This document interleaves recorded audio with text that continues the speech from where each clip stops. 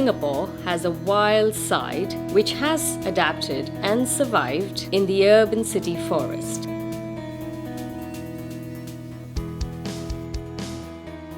The wild animals roam freely during the day and in the night. Let's find out about the wild side of Singapore and where they may be hiding.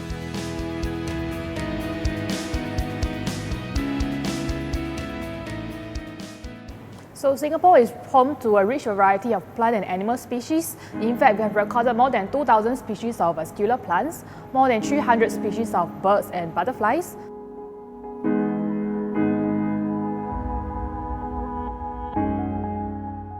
As well as 65 species of mammals.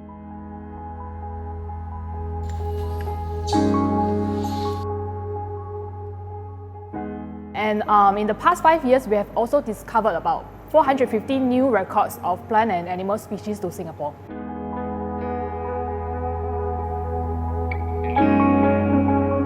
Some of the rare animals that can be found in Singapore includes the Raffles-banded langur found in the Central Catchment Nature Reserves, the Sunda pangolin and Sunda slow loris in both the Central Catchment Nature Reserve as well as the Bukit Timah Nature Reserve,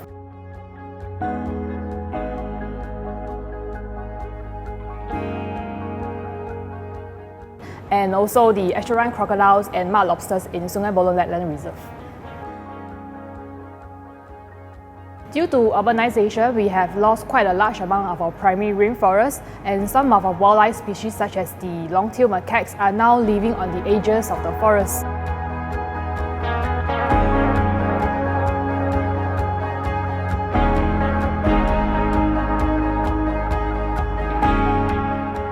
Sometimes they go into residential homes to look for food.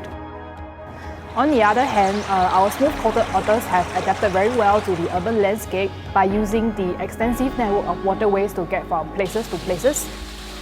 They also fish in the reservoirs and sometimes they use the drainage pipes to stay and sleep at night. The Sungai Buloh Wetland Reserve's mangrove and mud flats are an important roosting and feeding site for the animals. Because during low tide, our mud flats are actually exposed and the migratory birds can easily find mollusks and crustaceans as well as worms for food. However, due to urbanization, a large part of our natural mangrove ecosystems have not been lost, and in fact, the biggest patch of mangroves left in Singapore right here in the Sungai Buloh Wetland Reserve is actually only about 100 hectares big. Well, over the last 200 years, due to massive deforestation of more than 97% of our rainforest, we have lost over 234 species of fish, 111 species of reptiles, 91 species of mammals, and over 4,800 species of plants. This constitutes about 73% of the original plants and animals that were first recorded.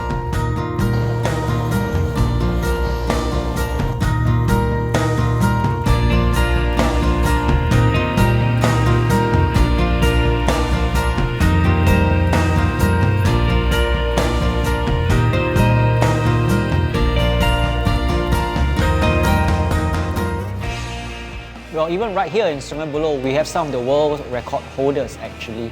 So in the rivers, we have the heaviest reptile in the world, and that is the saltwater crocodile. It can grow up to about almost 1,000 kilograms. We do have the longest venomous snake in the world, up to about 6 meters. That's the king cobra, as well as people's favorite here, the second largest lizard in the world. That's the Malayan water monitor. And even in our rainforest, we do have amazing reptiles that can go airborne, and these are our flying dragons and the paradise tree snake. In fact, the world's most heavily traded mammal in the illegal wildlife trade, the Sunda pangolin, can also still be found in Singapore.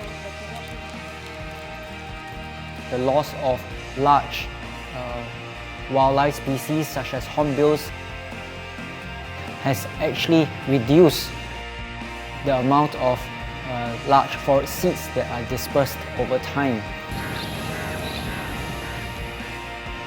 Ironically, as Singaporeans start to reconnect with nature, some areas have been literally loved to death.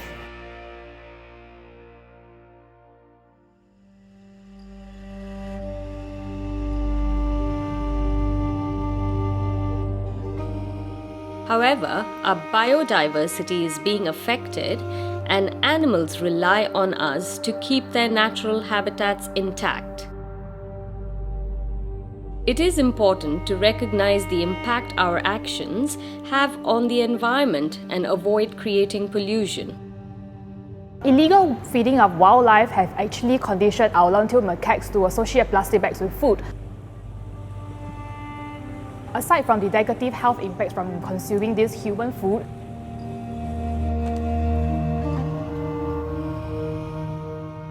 we have also encouraged the macaques to demonstrate the garbage raiding behavior, and they might become aggressive towards human beings carrying plastic bags.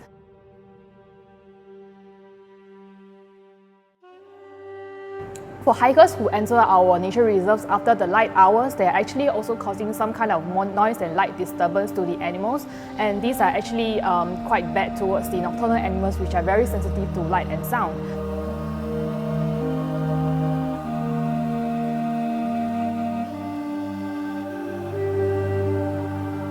And people who venture off trail, aside from our regular trails, they might also damage some of the vegetation in our parks and nature reserve.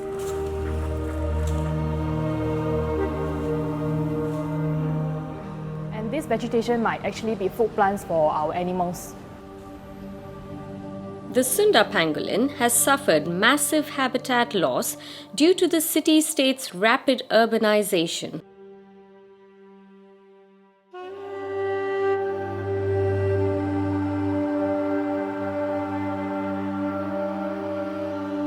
As a result, they have wandered into residential areas and onto roads where they are easily injured.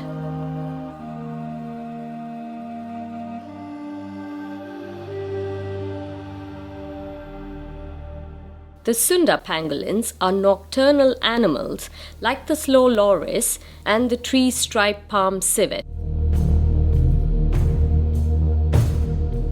They come out at night to hunt or forage for food, but they are extremely sensitive to any light, including light emitted by mobile phone.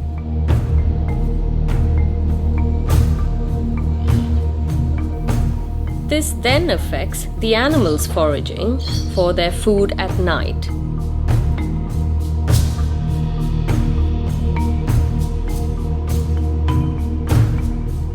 There is a light of hope in ensuring our natural ecosystem survives and flourishes.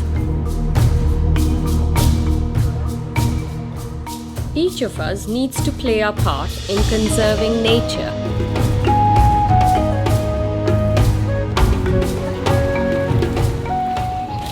We encourage families to visit our green spaces and to take part in our guide walks and workshop programs.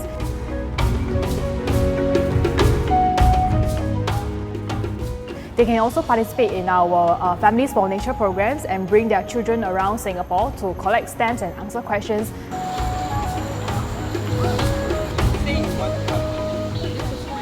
And volunteers are also an important integral role by contributing to Singapore's City in a Garden.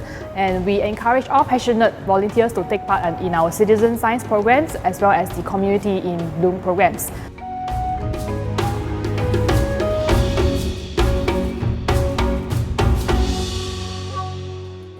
The public can make use of the Singapore BioAtlas app to submit sighting records of any kind of plant and animal species in Singapore, and they can also use the OneSG map to report things regarding pests, general animals, matters, and as well as cleanliness. So this will all help to conserve the natural biodiversity in Singapore. Singapore is a prime example of how wildlife can coexist with humans in the city-urban forest. By doing our part in helping to preserve Singapore's ecosystem, our future generations can experience and understand the importance of our ecosystem.